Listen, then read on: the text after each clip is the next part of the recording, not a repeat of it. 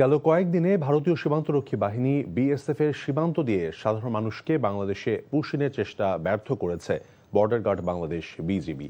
তথ্য বলছে, উত্তরাঞ্চলের 4 জেলার সীমান্ত দিয়ে গেল 3 দিনে প্রায় শতাধিক মানুষকে পুশিন করার চেষ্টা করে বিএসএফ। তবে বিজিবি এবং স্থানীয়দের বাধায় শূন্যরেখা থেকেই ফিরে নিতে বাধ্য হয় তারা। এতে উভয় দেশের সীমান্তে উত্তেজনা বিরাজ করছে।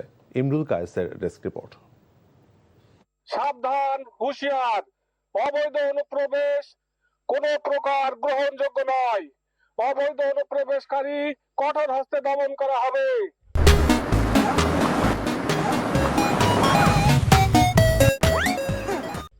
এটি শনিবার ভোরে মেহেরপুরের গাংনী উপজেলার তেঁতুলবাড়িয়া সীমান্তের চিত্র। বিজিবির কঠোর নজরদারি আর স্থানীয় বাংলাদেশিদের তৎপরতায় ভেস্তে যায় সাধারণ মানুষকে বাংলাদেশে ঠেলে দিতে বিএসএফ এর অপচেষ্টা। এছাড়া বিএসএফ তেঁতুলবাড়িয়া সীমান্ত দিয়ে 6 জনকে অনুপ্রবেশ করানোর চেষ্টাও প্রতিরোধ করেছে বিজিবি জওয়ান ও গ্রামবাসী। বিএসএফ ফেরত না নেয় তারা বর্তমানে কাঁটাতারের অপর পাশে ভারতের ভূখণ্ডে অবস্থান করছে। আমরা সারা রাত বিজিবির সাথে থাকি, আমাদের কোম্পানি কমান্ডার ছিল আমাদের সাথে। ওরা নৌক গেট খুলে পার করে দিয়েছে, আমরা ইন্ডিয়ার মধ্যে আটকে দিয়েছি, আমরা বাংলাদেশে আসতে পারিনি।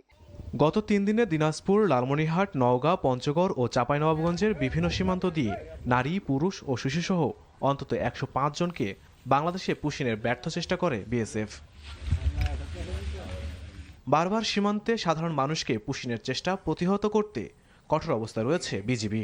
নারী, শিশু, বৃদ্ধ সহ 6 জন লোককে আজকে ভোরবেলা অর্থাৎ ফজরের সময় গেট খুলে আমাদের দিকে দিচ্ছিল। আমাদের টহল ফাঁটি এখানেই ছিল, তো এই টহল ফাঁটি তাদেরকে ওই দিক থেকে আসতে দেখে ওখানে হোল্ড করা এবং কি এইদিকে না আসার জন্য মাইকে অ্যানাউন্স করলে তারা ওই দেখতে পাচ্ছেন আপনারা প্রায় 50 গজ ভারতের অভ্যন্তরে ওখানে তারা এখন অবস্থান করছে।